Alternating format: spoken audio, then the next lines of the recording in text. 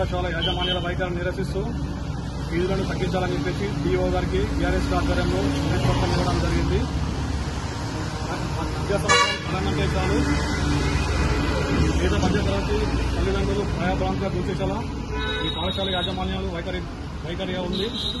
LKG చదివే పిల్లలకు కూడా నర్సరీ చదివే ఎల్కేజీ చదివే పిల్లలకు కూడా ₹1,00,000 ఫీజు తీసుకుంటూ డొనేషన్లు తీసుకుంటూ బుక్స్ పేరిట యూనిఫామ్ పేరిట ₹1,00,000 కూర్చుకోవడం జరుగుతూ ఉంది.